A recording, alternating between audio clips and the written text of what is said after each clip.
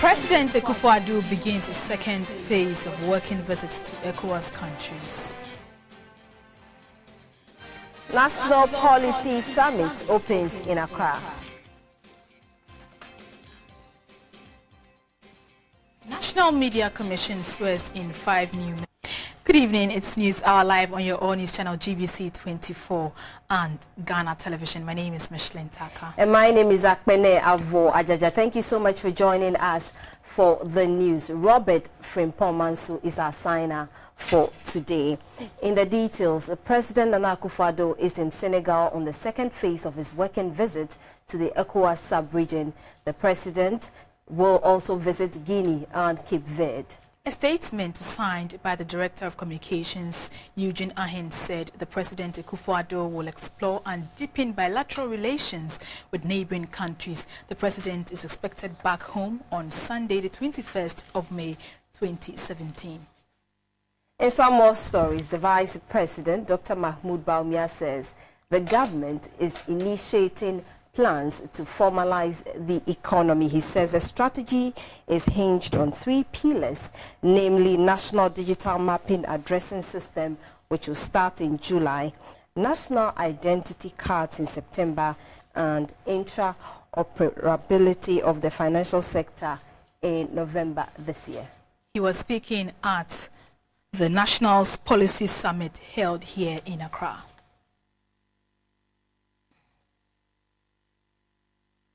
Bring you details to that story later in this bulletin, but let's stay a while longer on the National Policy Summit, which was held today in Accra. And the Deputy Minister for Information, Mr. Kojo Oponkuma, says the National Policy Summit is a platform to engage the private sector to work with the government to implement its policies. Sure way of building long-term partnerships needed to move the nation forward. The ongoing maiden edition in Accra is one of many to be held on national policies. To do one district, one factory. Of course, not government that is going to build these factories. You need private sector partners to partner with you and execute this. So how do you bring the private sector on board so that you can explain to them the outline of the policy or program and get them to tap into it, to buy into it, to work with you to achieve the objectives? So the main difference is that this is not a once in a while forum to think through the country's problems. No, this is an engagement platform to build partnership to execute the policies and programs that have been agreed on. This first one is focused on the economy. The major economic policies that were mentioned in the budget are the policies and programs that we are engaging stakeholders on so that together we can achieve it. How will the $1 million per constituency work? How does a one district, one factory work? How do you or your viewers out there who would want to invest or participate in these programs, how do they join government or partner with government to achieve it? There are many young people out there who are looking for jobs, but whenever government is spending a particular area, it means that there's opportunity in that area. How do we direct them that, listen, government is spending money here, government is focusing on this. So maybe while you're going around looking for jobs, maybe you should just tap into that one.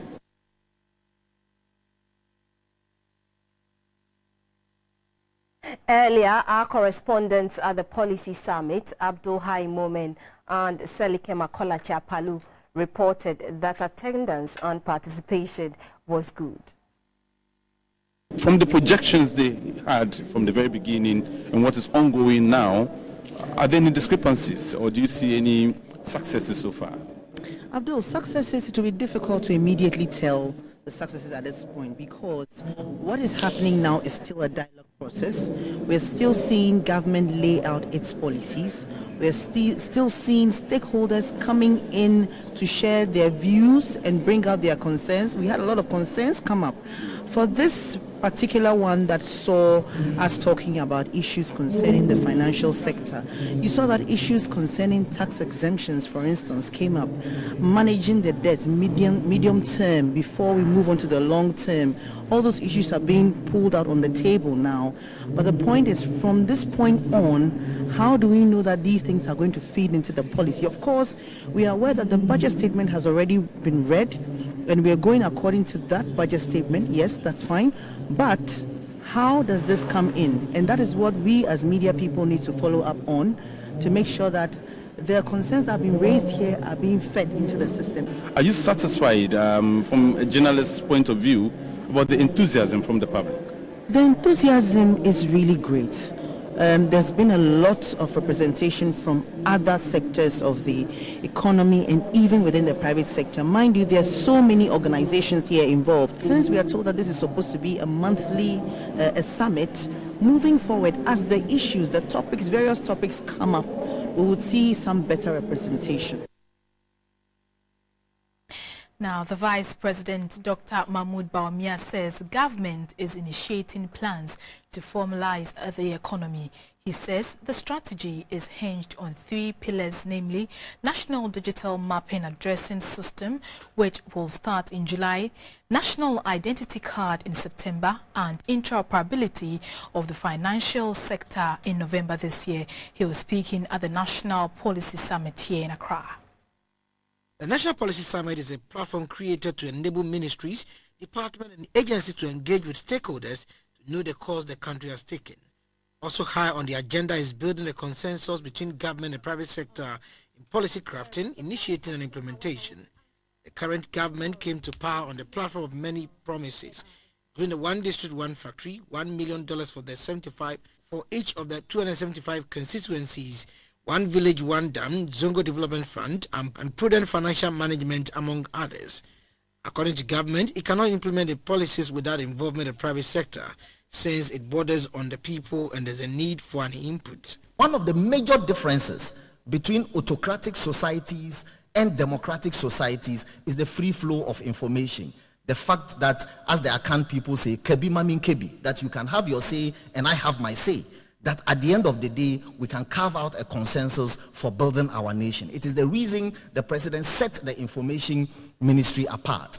And we want, and indeed today is a manifestation of the fact that we want to be faithful to that mandate. The Vice President, Dr. Mahmoud Bawumia, said government is setting up 2 councils, Fiscal and Financial Stability Council.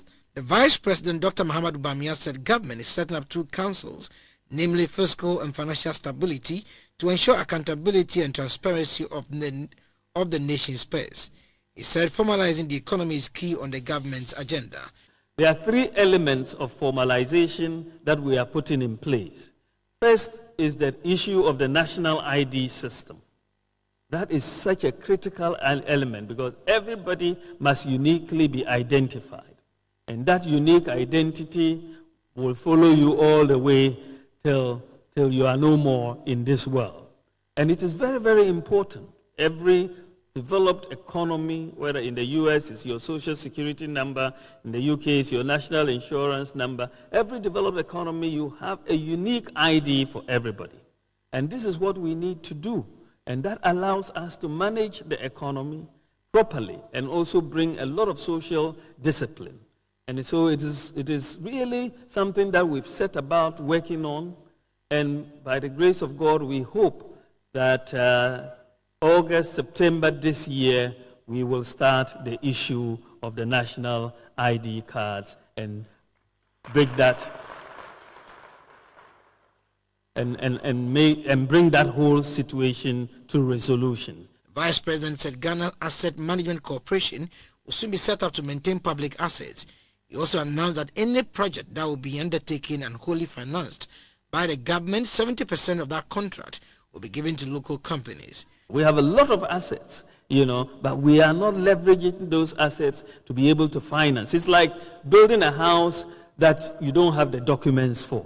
After you've built the house, that asset is dead capital. You can't use it to raise any money. But if you are able to put it together and have the title and all of that, you can mortgage it, raise money, and finance other types of industry. So we are moving to implement also the Ghana Asset Management Corporation, where we will bring all our assets together and manage them properly. And it will be the responsibility of this corporation to ensure the maintenance as well as the management of these assets. We don't maintain our assets, but we need a body, and this happens in many other countries, which will be responsible for the maintenance of these assets and the management of these assets and the leveraging of these assets. It's going to be new. It's never been done before in Ghana. We are doing it for the first time, and by the grace of God, it is going to be transformational. This is huge. The maiden National Policy Summit will end on Tuesday, 16th May 2017. But 2 more will be held before the end of the year. Let's move to the Volta region now. At the weekend, President Akufo-Addo attended the second speech and prize-giving day of Mafi Kumasi Senior High Technical School. The Mafi Kumasi Senior High Technical School in the Central Tong District of the Volta region started as a community day secondary school in October 1983 and was absorbed into the public system in 1991. The school, which started with 70 students, currently has a student population of 722. The headmaster of the school, Courage Meteku, appealed to government to ensure the completion of some infrastructure projects to ease congestion in the school. The Mankrado of Mafi traditional area, Togbi Brentua Asafo, commended the major role successive governments played in the development of the school. He appealed to government to upgrade the Mafi Kumasi Health Center into a polyclinic or hospital. He also appealed for the completion of the new market under construction and establish a Gari processing factory under the one district, one factory policy. The only police station in the town has been operating in a rented apartment for more than 40 years now.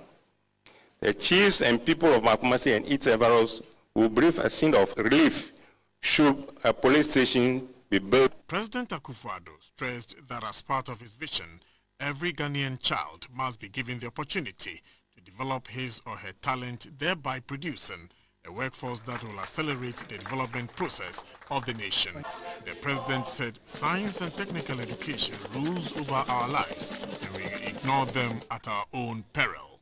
It would be grossly unfair simply to use this opportunity to address the problems we have and not celebrate the successes of Mafi Kumasi Sectech. I look around today at the gathering of old students and I join the headmaster in congratulating all of you.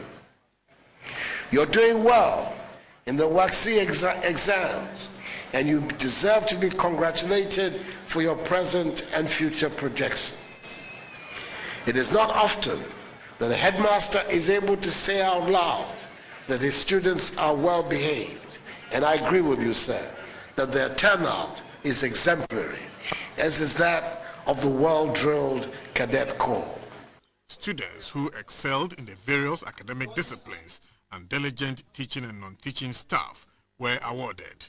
The president later unveiled the plaque of the pioneer headmaster of the school, John Dunyo, and cut the sword for the commencement of the school's administration block complex.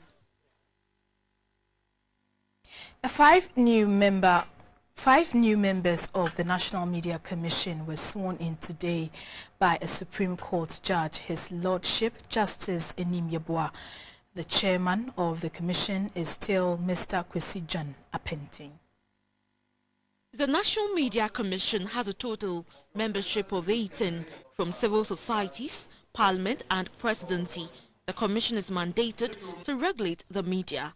Presidency nominees are Mr. Ken Kranche, editor of Daily Searchlight, and Mr. Yaobwedu Ayeboafo, General Manager of Daily Graphic in charge of newspapers, Professor Audrey Gajapo of the Gender Ministry, and the Member of Parliament for Adenta, Mr. Yaobwedu Samoa, completes the list of new members on the NMC. Speaking at the event, a Supreme Court judge, Justice Enim Yeboah, lamented what he referred to as the trend of media delusion. The migration from analog to digital television, in particular, triggers an unprecedented explosion of TV channels and prompts an effective content monitoring more than ever before. Another issue of grave concern is the unrestrained advertisement of alcohol backed by sexually explicit pictures and messages in the media. The damage all this inflicts on the moral center of the youth in particular is incalculable indeed. He urged the NMC to invoke its regulatory powers to sanitize media practice in the country. The chairman of the NMC, Nana Kwesi John Apenting, appealed to government to come to the aid of the commission. The NMC can be described as the poorest cousin of all the institutions created by the 1992 Constitution. We have no permanent office, and only a fraction of our budget allocation is often provided. Allowances of members are usually in arrears, long arrears, while the salaries of staff need urgent review. Therefore, we take this opportunity to appeal to the government and our society as a whole to prioritize the passing of the Broadcasting Bill and the Freedom of Information laws as required, and other subsidiary laws and regulations that we need to ensure that we enjoy our media freedom and use it for development of our nation and its people. He also urged government to uphold media freedom and speed up action on the Right to Information Bill. About 100 cocoa growing communities in Ghana are to benefit from sanitation services this year. The people of Achimakoko in the eastern region are the first beneficiaries. The project is jointly sponsored by the Community Water and Sanitation Agency and the Ghana Red Cross. Achim Akoko, with a population of about 4,000, is a farming community located in the East Achim municipality of the eastern region. History has it that the people were noted to be brave warriors, hence their original name Akun Akun, now Akoko. They migrated to their present location from Akoko Tetrim near Chebi in 1922. Their contribution to the national food basket is in cash crops such as cocoa, cassava, plantain and vegetables. Despite this, access to markets is difficult. Farmers also complain of lack of basic farm inputs and social amenities for the area. We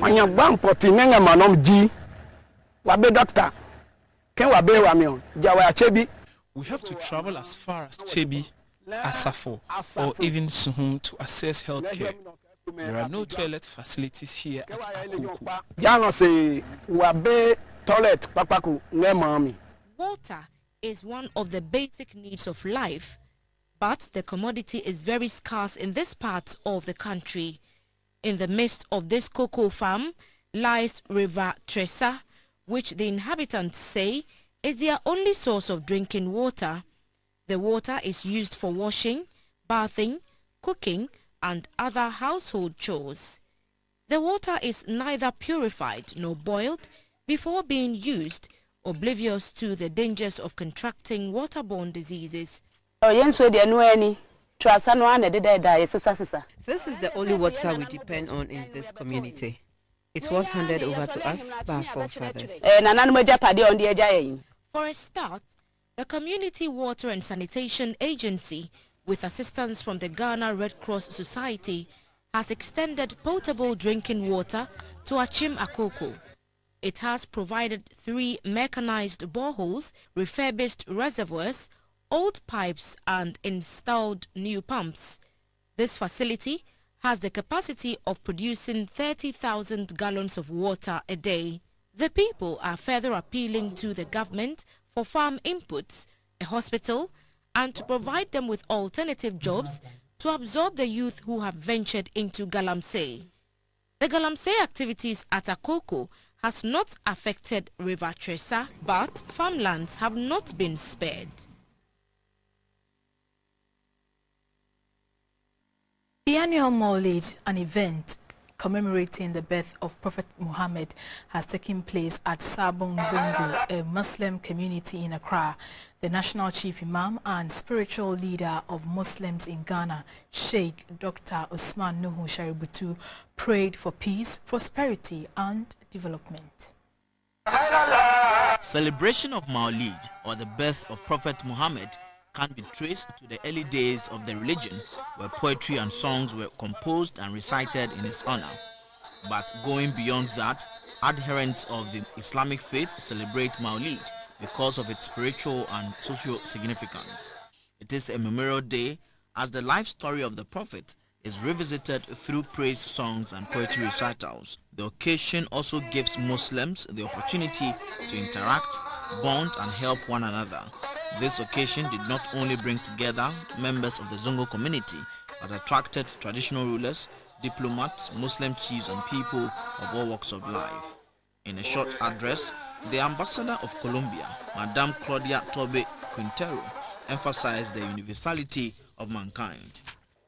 Anything that happens in any one place of the planet affects every and each one of us. We are one. The newly appointed chief executive of the Accra Metropolitan Assembly, Mr. Mohamed Ejesowa, who was there to worship with fellow Muslims, asked Ghanaians to support the Clean City campaign by the government. The President of the Republic of Ghana 2 weeks ago promised and made a declaration that in his tenure, Accra has to be the cleanest city in Africa. That is a challenge to me, and it's a challenge to you as well. I have started from Kwame Nkrumah Circle, or Kwame Nkrumah Interchange. When the former president, His Excellency John Mahama, built the Kwame Nkrumah Interchange, I remember clearly we called the place Dubai. Before he would leave office as president, it was not Dubai. With your support and your blessings, I want to make that place Dubai. The vision of our president must be supported, irrespective of your political divide. Led by the National Chief Imam, Sheikh Sharbutu, prayers were said, committing the country into the hands of Allah.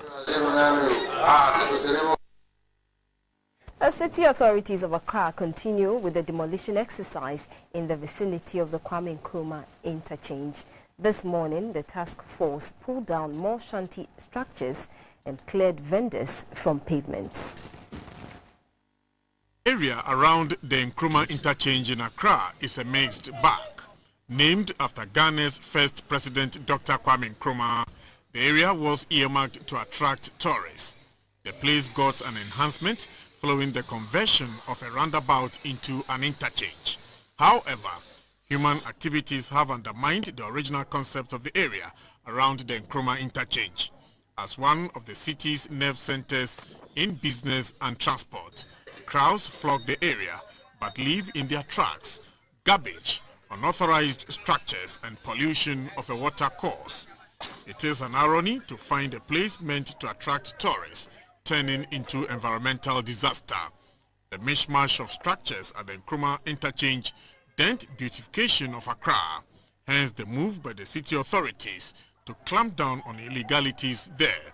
Affected people complain that they needed more time to evacuate the area. Some said they lost items when the demolition exercise turned forcible.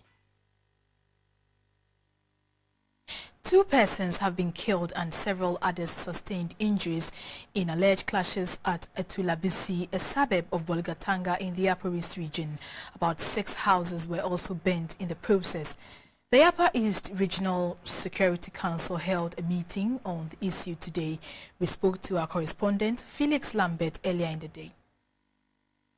The Upper East region is bedeviled with so many challenges, including poverty, and that should be our focus instead of fighting among each other. As I'm speaking to you now, investigations are still ongoing, and so the regional commander who actually had an interaction with the press could not fetch us with any information because he told us that they are still investigating the issue, and then whatever happens, they are going to brief the media about it. Camp has returned to the Bolgatanga municipality. People are going ahead doing what they've been doing every blessed day, embarking on their daily activities. So all is well as of now, except that we are all awaiting the outcome of the investigation.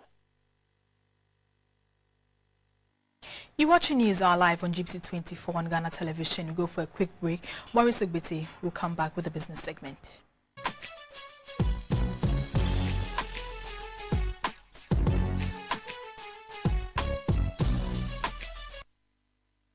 Good evening. My name is Morris Ogbete. We do business brought to you by NIB and Ernest Chemist. Now, Minister for Finance Ken Ofori-Atta has indicated that the policy initiatives rolled out by the government is beginning to engender confidence in the investment community both locally and abroad. He said Fitch, an international credit rating firm, has moved Ghana from -B to B stable. The National Policy Summit is one of the initiatives designed by the government to interface the private sector, academia and other players in the economy to help move the economy forward. The theme for the summit is building partnership to create jobs. But what is the difference between policy initiatives and the policy fair held in 2016? Our goal for this one is to build national consensus, and a national ownership for the programs and policies that we put forward.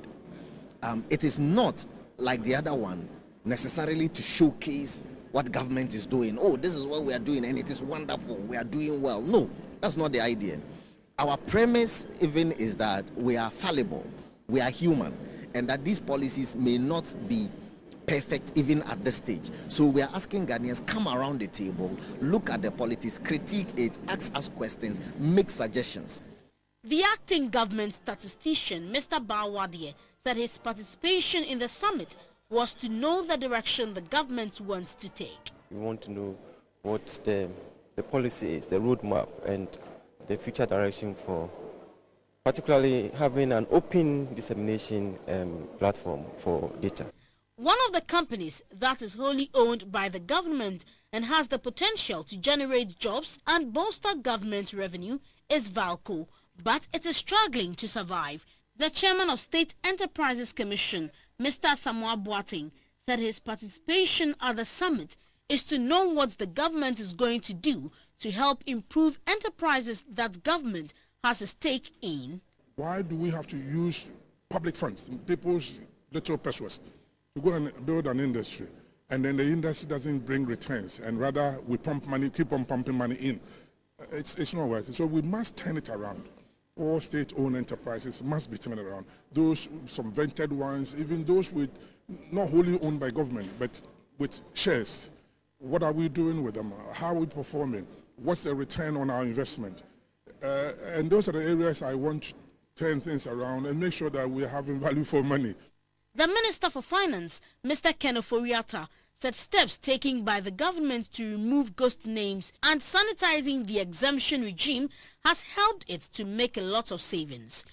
We need to really begin the dialogue, and we've started the wage negotiations for us to appreciate the level at which between debt, wages and statutory funds results in 107% of our revenues, which means it's not sustainable.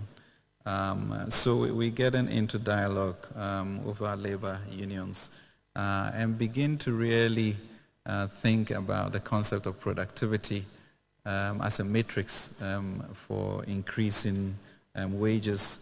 If we, on the part of government, are able to bring the indices of inflation, foreign exchange rates, etc., down, so that people get living wages. The Finance Ministry says it aims at promoting credibility, caring for the public purse, and above all, create jobs to grow the economy by 6% at the close of the financial year. Business confidence as measured by the Association of Ghana Industries picked up marginally from 101.6 points in the last quarter of 2016 to 103.8 points in the first quarter of 2017. The AGI Business Barometer attributes the trend to a renewed confidence in the economy backed by a reduction in policy, interest, inflation, as well as stable exchange rate. The AGI Business Barometer measures the level of confidence in the business environment while predicting short-term business trends in a quarter. The 2017 first quarter survey saw companies pointing to high cost of electricity as their major challenge.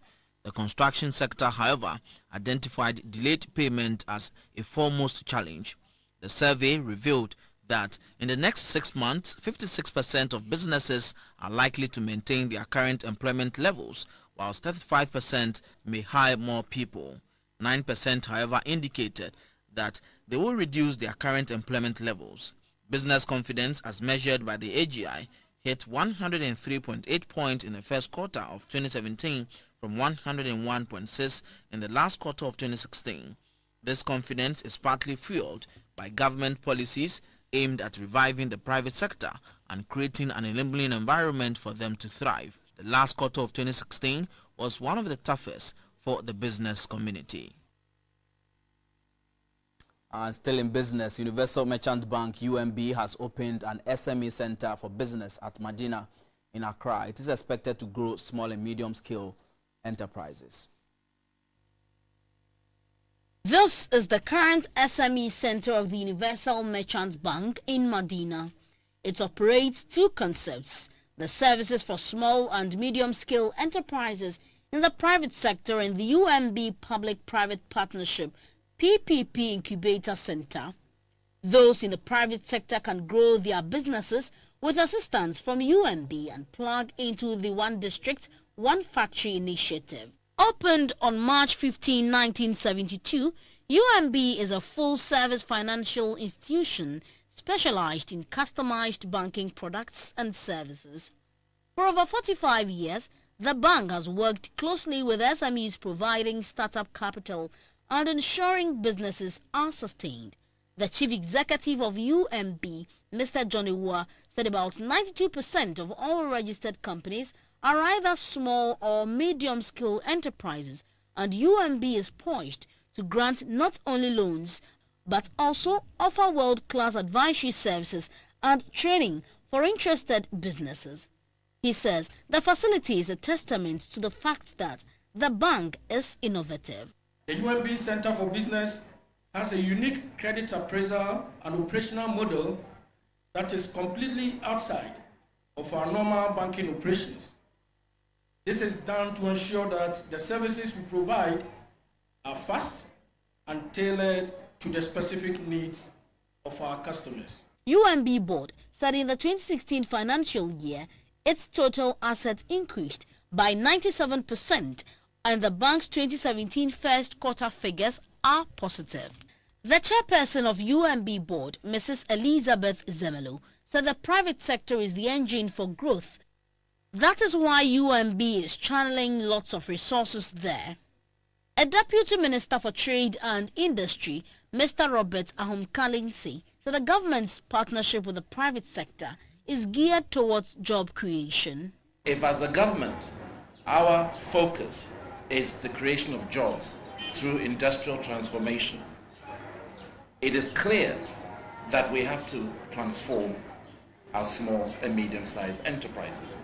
And the largest segment that creates economic activity in any economy is the small and medium-sized enterprises. Therefore, if we want to address our challenges, then we have to address our SME. Private sector workers intend on taking part in the One District, One Factory initiative would either have to submit their proposal to government for approval or visit UMB for assistance to generate proposals. The head of UMB PPP Incubator Center, Mr. Roland Akafia, spoke to GBC24 on some of their services. If you had already submitted your proposal to government and it has been approved, then you know your funding gap. Then you can then contact us and we start talking from there. The other way is if you have an initiative and you're working on, you haven't submitted to government yet, you can also come here. We help structure and look at government requirement and then help structure your proposal before you speak to government. Before the end of 2017, UMB hopes to open a similar center for business at Kaswa in the central region. Go to the interbank market where the pound is selling at 5 cedis 42 pesos, the US dollar going for 4 cedis 21 pesos, and the euro selling at 4 cedis 59.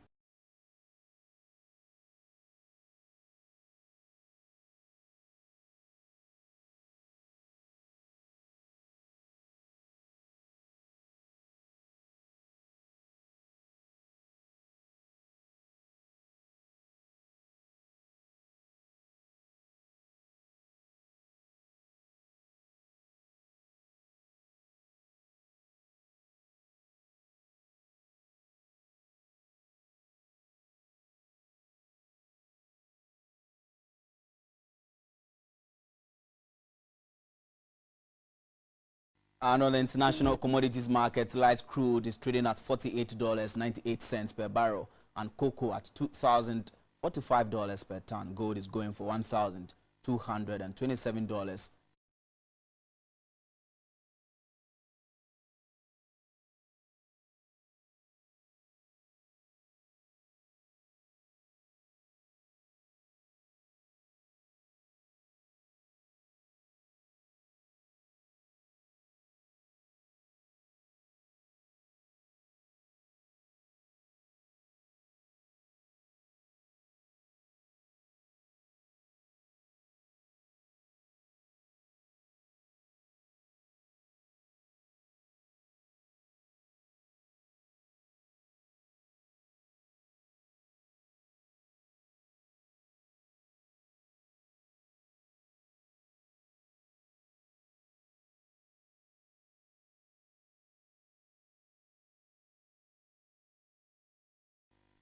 That's how we wrap up business, brought to you by NIB and Ernest Chemist.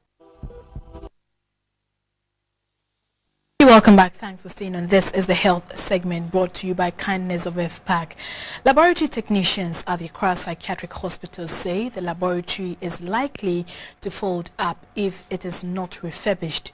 Many of the equipment in the laboratory are either outdated or have broken down. Since October last year, the Accra Psychiatric Hospital has dominated the headlines due to the challenges the facility is facing, ranging from unpaid allowances, lack of clinical equipment, irregular supply of medication and food, toiletries, among others. It appears their woes may not be over anytime soon, as their laboratory services are also in limbo. The laboratory is poorly ventilated with obsolete clinical equipment. Others are completely broken down for the past 2 years. This is the hematology analyzer, and it has been in use for over a decade. The vital part of this equipment has been supported with the cotton wool to enable it to function. In psychiatry, we are interested in trying to rule out organic causes of diseases, some infections, and then also we are also interested in knowing whether or not the person is maybe on some sort of drug, drug abuse and all that, aside the usual other causes. Usually when they are on medication, we have the white cell counts breaking down and all that. HB is also affected, so we'd like to know the person's HB, know the person's immunity before, during the course of treatment, and then post-treatment. So that's where this machine comes in. Being challenged with frequent breakdown and then parts not being parts that are not available on the market. It's quite obsolete, I would say. Sometimes when it breaks down, it's difficult getting it serviced. This is the biochemistry analyzer used to measure various components such as sugar and cholesterol levels, protein saturation, enzyme, the liver, among others. According to the senior biomedical scientist, Mr. George Arthur, the equipment has broken down for over a year and patients are made to undergo tests outside the hospital. You can imagine using the machine for 10 years in a part of the world, the wear and tear, and the fact that technology has also advanced and we are still using such a machine, becomes a major problem. Before you give medication, it's important that you check the liver and then you also check the kidney. Because what happens is that the breakdown or the metabolism of drug happens in the liver and sometimes has some dire consequence on the liver. This is the electroconvulsive therapy ECT department of the laboratory. This part of the laboratory has also been closed down for more than 2 years due to a machine breakdown. The anesthetist who spoke to GBC24 on condition of anonymity said the use of the electroconvulsive therapy machine causes changes in brain chemistry that can quickly reverse symptoms of certain medical illness. It's another form of treatment for patients who are not getting better with the medication. Francis Kainto, who is a part of the communications team of the hospital, appealed to government and corporate bodies to come to the aid of the Accra Psychiatric Hospital. We need all these lab investigations in the treatment of our patients. So it means that treatment in the Accra Psychiatric Hospital is not up to standard. And then some of our patients, they are very aggressive, some of them are very restless. And again, they are not even welcome in the other hospitals. So it's difficult managing all these things without the lab. We are pleading to corporate Ghana, individuals, NGOs, groups to come to our aid. Management of the Accra Psychiatric Hospital held a fundraising dinner a couple of weeks ago to help raise funds to renovate and equip the laboratory. However, they were only able to raise 10% of the expected amount.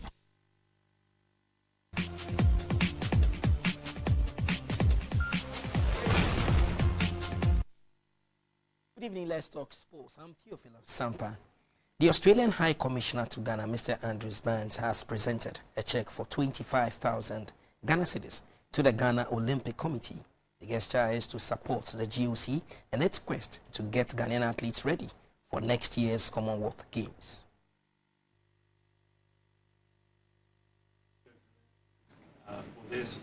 The short presentation ceremony by the Australian High Commissioner to Ghana, Mr. Andrew Barnes, to the President of the Ghana Olympic Committee, Mr. Beninu Mensah, was held at the Ghana Olympic Committee conference room. It comes at a time when the GOC are looking at raising enough funds to support Ghana's preparations for the Commonwealth Games. The Australian High Commissioner to Ghana, Mr. Andrew Barnes, throws more light on the gesture. A great pleasure and a privilege for us at the Australian High Commission to be able to support the Ghanaian Commonwealth Games team who will be going to the Gold Coast in Australia in April next year for the Commonwealth Games. Our High Commission organised a fundraising evening, and with the support of Geodrill and a number of Australian mining companies and the Azuma Nelson Foundation, we were able to raise 50,000 cedis to support the teams going to Australia next year. The president of Geodrill Mining, Mr. Dave Harper, promised a $10,000 prize package for any athlete that wins gold at the Commonwealth Games. It's a simple pledge, and that is that Ghana has always been short on the gold medal. Over the years, there's only been a handful of real champions that have been able to get the gold. And I think that in order to make this really, really work, I'd like to offer an incentive, and the incentive is for any gold medal, not necessarily just boxing, but for any Ghanaian athlete that comes back from the Gold Coast with a gold medal, $10,000. That is the pledge of Geodrill. Not silver, not bronze, okay? Only the gold. We want gold. The Australian High Commissioner to Ghana, Mr. Andrew Barnes, also presented some portraits to the GOC. Thank you. Going straight to Gabon, where the national under-17 male football team, the Black Starlets, got their 2017 Africa Cup of Nations campaign off to a good start.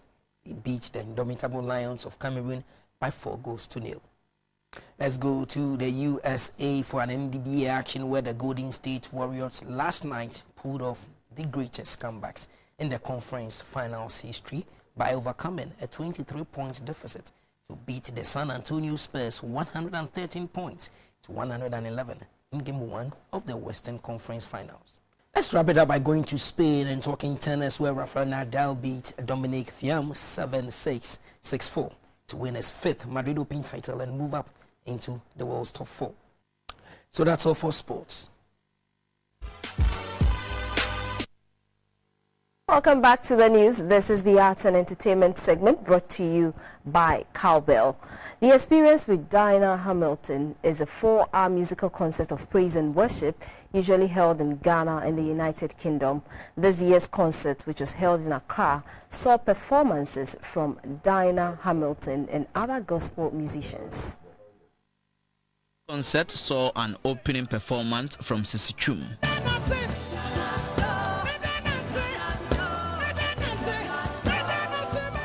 Then came the host performer, Dinah Hamilton.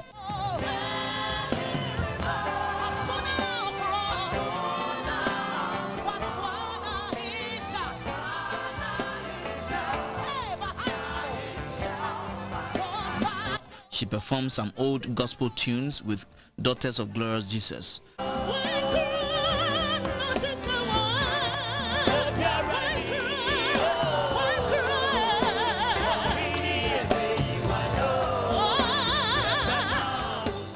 The auditorium was charged up when she sang her favorite hit song.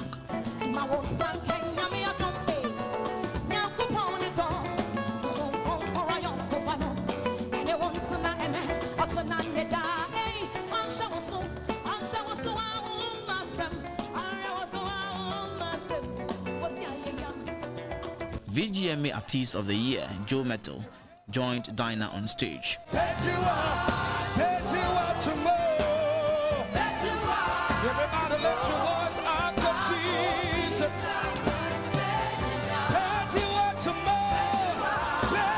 The event also honored veteran gospel musicians such as Daughters of Glorious Jesus, Elder Miriku, and Reverend Mrs. Mary Gansa. Dinah told GBC24 that she is always fulfilled when the show is over. I think my reasons were very evident today.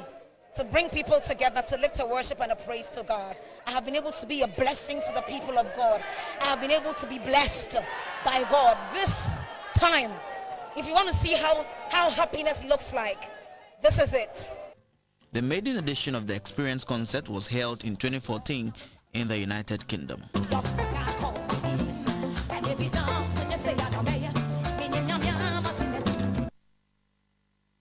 And that's it for the Art and Entertainment segment of the news, brought to you by Cowbell.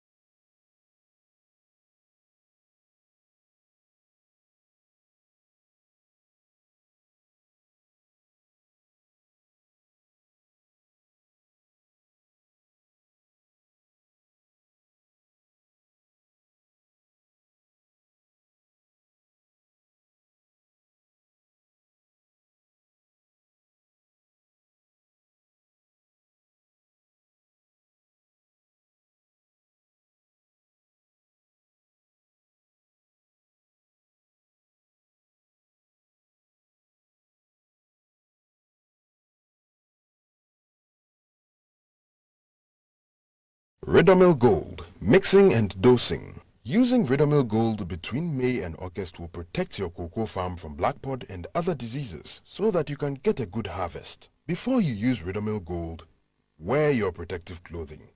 Overalls, Wellington boots, hat, gloves, and nose mask. Half fill your Matabi knapsack sprayer with water. Add 100 gram sachet of Ridomil Gold. Then add more water until the tank is completely full. Close the lid and shake well to mix the Ridomil Gold properly. Remember, you should use 100 gram sachet of Ridomil Gold per tankful of water and 600 gram sachet of Ridomil Gold for every acre of cocoa farm. This has been the weather. See you same time tomorrow. Good. That's all in this package. News Tonight is at 10. Thanks so much for your company.